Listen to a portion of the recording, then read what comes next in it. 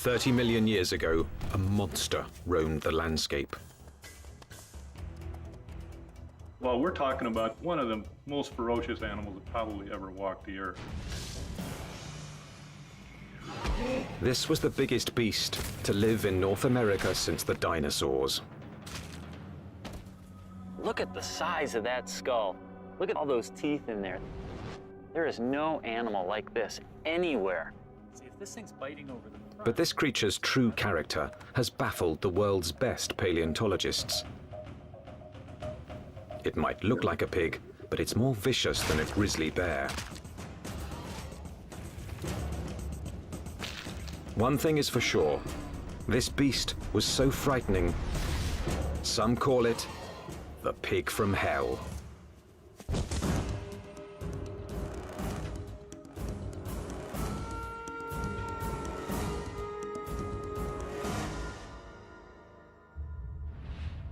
Prehistoric America, 30 million years ago, the dawn of the Oligocene epoch.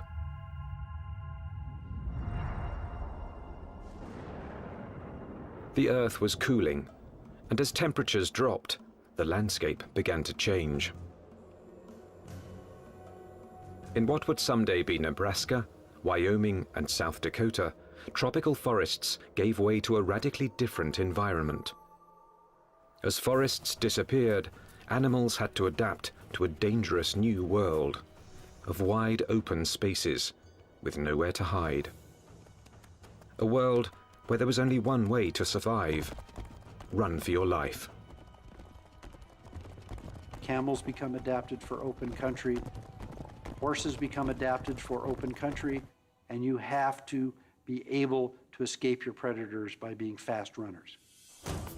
As prey animals became harder to catch, predators also had to change. In this arms race, it took speed and jaw power to stave off starvation. There were nimravids, cat-like creatures with saber teeth, which could kill with one quick bite. And the fearsome hyenodon with its lethal jaws.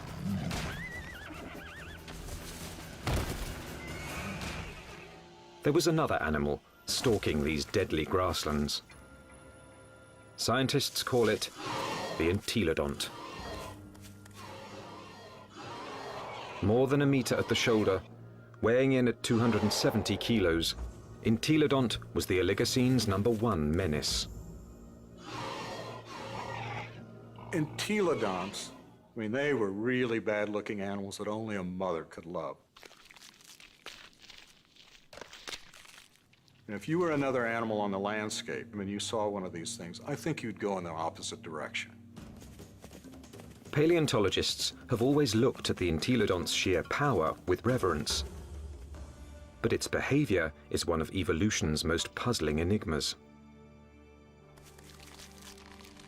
Was it a pure hunter, or did it use its battle tank body simply to protect itself from other predators?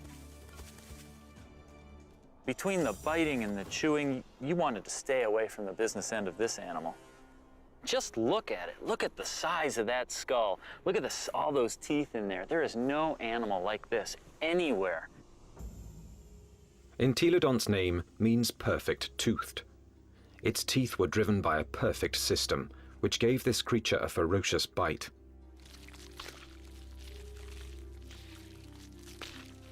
Its jaw power came from two massive cheekbones that leveraged the muscles and supercharged them, driving the deadliest jaws of its time.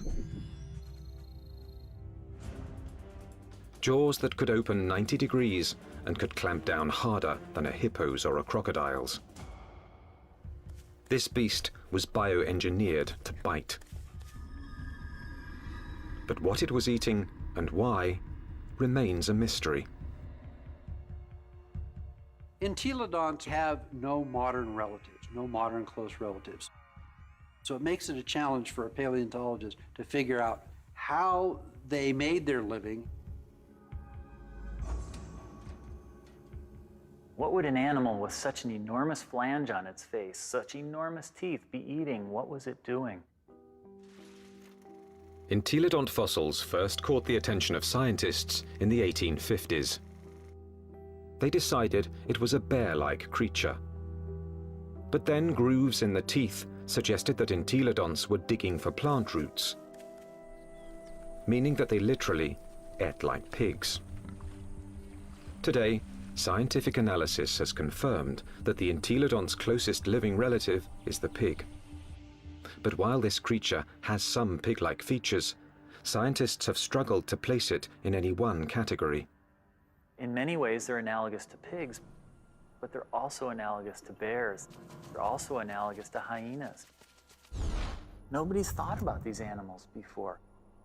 And there's no animal alive today that is a direct comparison to entelodonts. The lifestyle of entelodonts has provided paleontologists with difficult questions. A new generation of scientists is looking at the entelodont to determine why this plant-eating animal had teeth like a carnivore. Entelodont jaws held 4 different kinds of teeth: canines, incisors, premolars, and molars at the back. The back molars were ideal for grinding vegetation, but it's hard to imagine that the entelodonts would have needed such lethal canines and incisors just to grab plants. Then, in 1993, a discovery suggested that entelodonts were chewing on much more than plant roots. We've got a set of vertebrae here. You can see the neural spines are evident. For over 15 years, this quarry site in the Badlands of South Dakota provided paleontologists with a multitude of fossils from the animals that shared entelodont's world. There it is. First time out in 33 million years, huh? 30 million years ago, this place was a watering hole crowded with rhinos, camels, and early horses.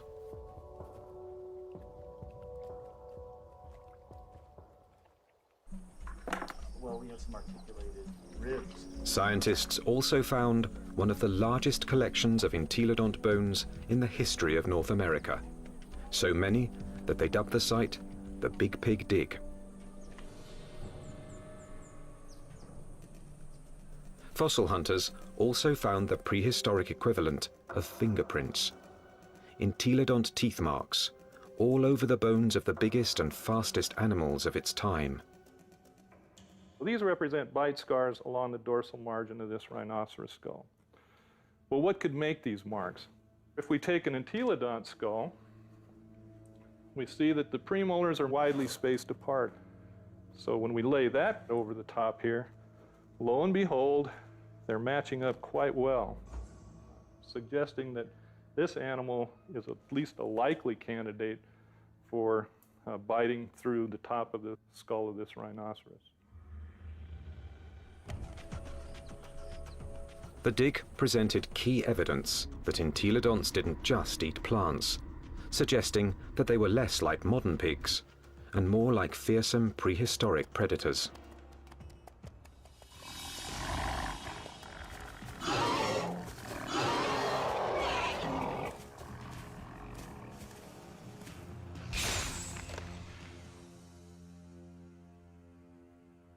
If we look at the front of the mouth of an entelodont, it's got a very strong bite that's interlocking. The teeth come together like that. The tips of the teeth don't touch each other, so it's not really specialized for cropping vegetation. In addition to interlocking, the front teeth angle slightly forward, giving entelodonts the ability to grab and nip, something plant eaters don't need, but meat eaters do.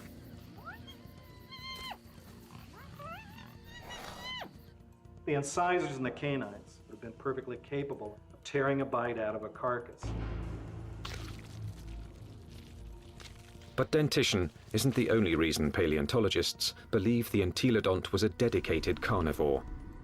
Under Wyoming's rugged terrain, scientists are finding more and more bones bearing the signature of entelodont's powerful jaws.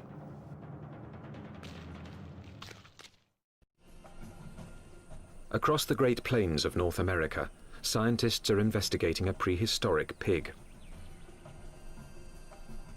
Entelodont has the teeth and jaws of a fierce predator, but its long, thin legs and cloven hooves suggest it might not be a very good hunter, because it couldn't use them to grab prey. Who was this beast, nicknamed the Pig from Hell? One veteran fossil hunter believes he's found the answer. I look at him as an attack predator, that he was top-of-the-line predator, just like the lion is today in Africa, and just like T-Rex was in the late Cretaceous. Paleontologist Kent Sundell has great respect for this creature's power to kill. At Wyoming's White River Formation, he's found what he thinks is ultimate proof of its hunting prowess. 25 million years ago, this was a flat plain near a river where horses, camels, and rhinos gathered to drink.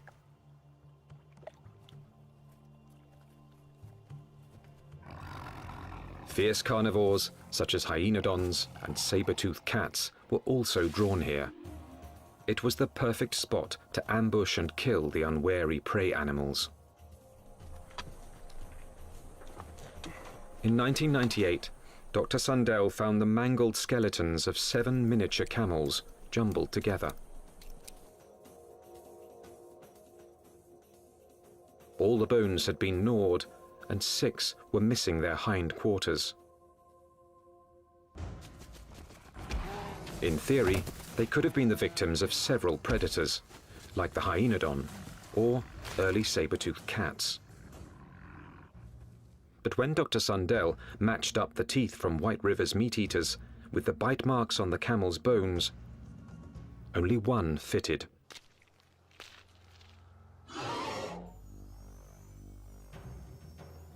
Bite marks alone don't prove these camels were killed by an entelodont, but where the bite marks are might be a clue.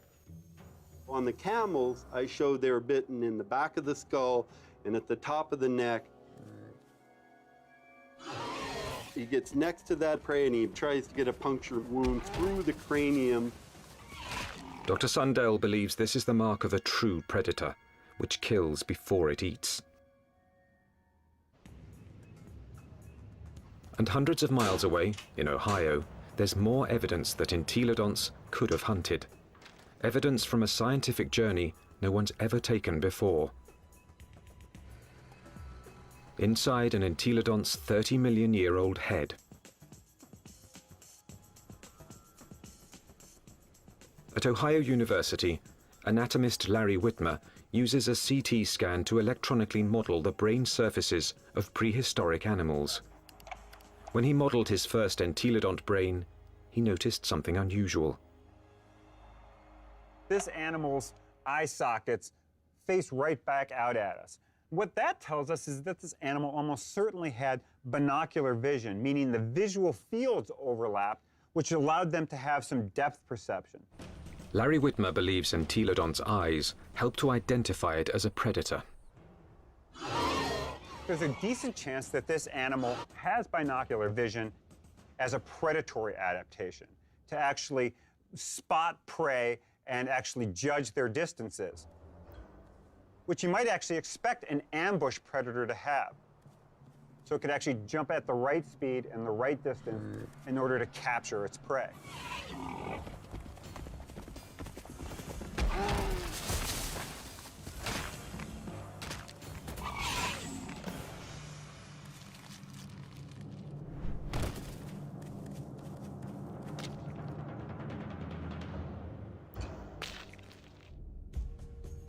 But entelodont's bizarre bioengineering doesn't inspire confidence that it could run and jump.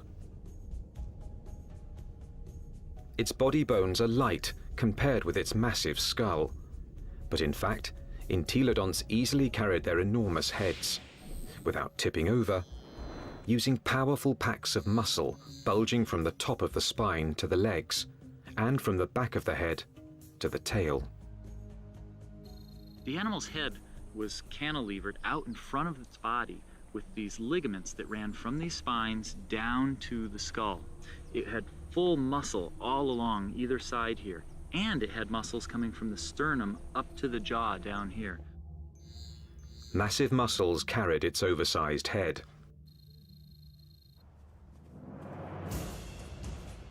But to bring down a camel, it would also have to run fast. And that's when the entelodont's agile, lightweight body may have paid off. There's just one problem. When a predator catches its prey, it relies on its claws to grab it and bring it down.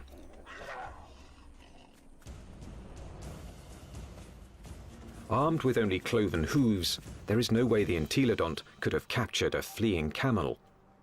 Or is there?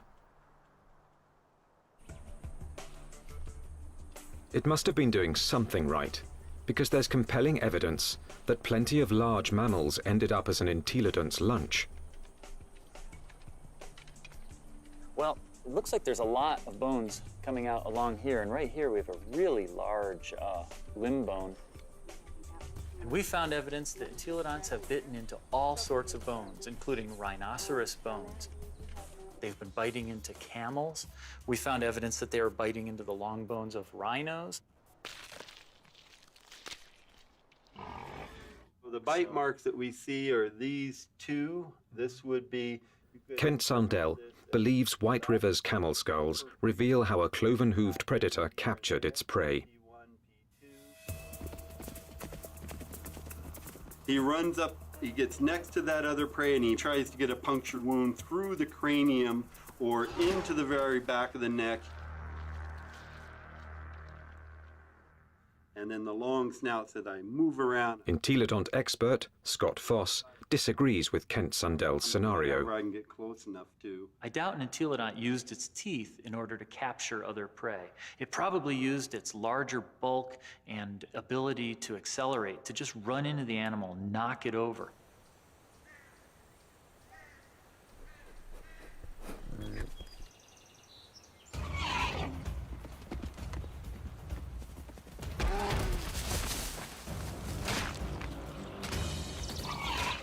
Once I had that animal knocked over, then the teeth can go into business, then the jaw goes into business, and it could crush whatever it went into.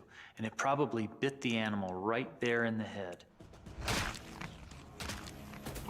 Entelodont had all the tools necessary to kill prey animals. But there is more to the job of hunting than just the kill. A top-flight predator must have the ability to find and ambush its quarry. To understand this part of the process, science needs a fossilized window into an entelodont's world. What would we see if we could follow in an entelodont's 30-million-year-old footsteps? At a fossil site in Nebraska, that's exactly what scientists have done.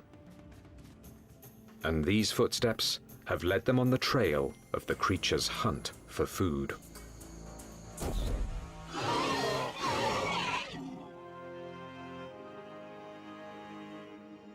Northwest Nebraska, home to Toadstool Geologic Park, one of America's more remote tourist destinations, and a treasure trove for anyone fascinated by life's ancient past.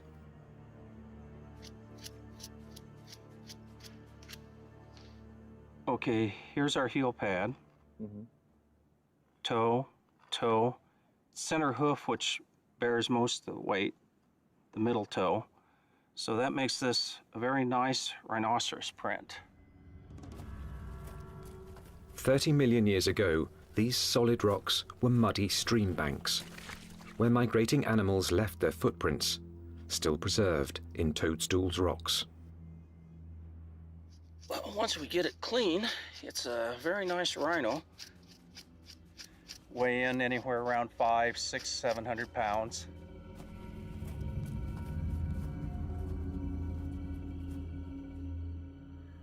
Dave Nixon has spent over 25 years analyzing the fossilized animal tracks of Toadstool Park. So on the first slabs over there. He pours water on 30-million-year-old tracks to make them more visible. He can then interpret the animal's behavior. And he's walking at a deliberate pace, but not excited until he gets to this point. He starts to become stuck in the mud and shows quite a bit of emotion here because he really kicks, lands here, and he's out of the mud, but he puts another leap in, and the third bound takes him out of our exposure, and we're seeing excitement, if not fear. And if you're a herbivore, somebody always wants you for lunch. The rocks reveal that something was following the rhinos. We also have some smaller tracks. They look really tiny until you realize they're the tips of the toes. And what we have is an entelodont. The entelodont tracks at Toadstool Park give experts like Dave Nixon an unparalleled opportunity to understand how these creatures might have hunted. Because on that day, 30 million years ago, entelodonts weren't the only animals following the rhinos. And we have a set of carnivore tracks over here. These are smaller, and there are some claw marks on the inside. And we have another set right here. That carnivore may have been a hyenodon. 30 million years ago, hyenodon was one of the top carnivores in North America. Its powerful jaws could pin down any prey animal. Then its razor-like teeth would finish the kill. But it also had the patience to track the prey over long distances. The carnivores are following the herd animals who go through first and fairly close. They'd be relatively on the heels of the group.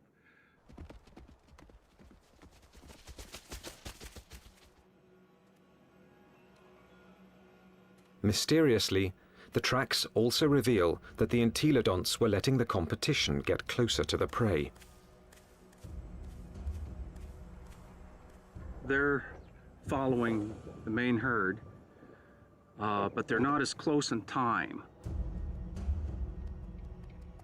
Why would a hungry entelodont on the trail of a meal allow another predator to rush in for the kill?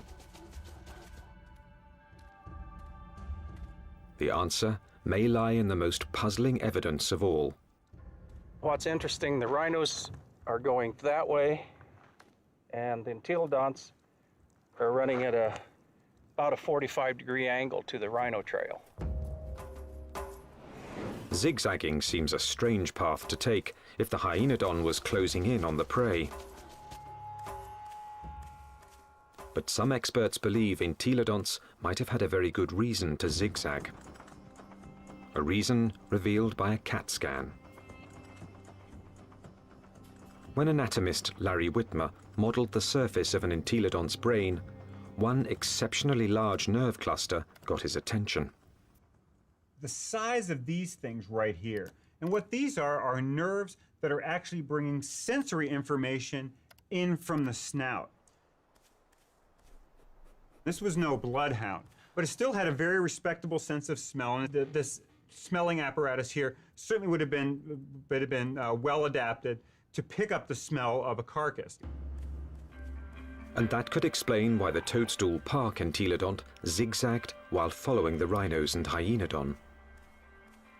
Zigzagging could have helped its nose track the smell of a kill. It's searching. If, say, something's here or here, as you go around it, as the wind